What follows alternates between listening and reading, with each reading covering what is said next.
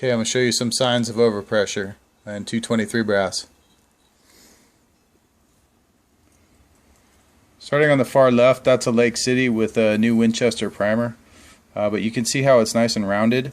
Granted, the brass has been chamfered out a little bit, but nonetheless you can see how the primer is rounded.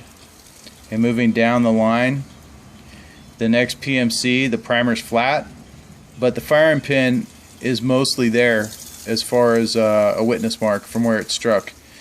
But moving down, that's the next two. Moving down to the next two, you can see that the firing pin, compared to the first two PMCs, the hole is not as deep. That's because it's been pushed out, and also there's a slight crater around the firing pin hole, so it cratered a little bit. That's pretty much max load. That's 24 grains of H4895 with 75 grain Hornaday out of a service rifle. I might need to back that off a little bit. I don't like the crater on there, but it was okay. If you load it too much, another maybe quarter grain or so, and what you get is on the end here. This happens to be another Lake City, but that's what happens. The first sign of real overpressure is it blowing that firing pin indentation out.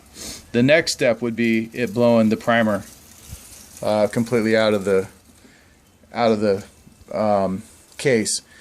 If one thing I had happen is blowing those primer firing pin indentations, I first recognized it by having a bunch of little metal chunks in my rifle. I didn't know what the hell they were until you look at the brass and you see the holes in them, and then you put two and two together.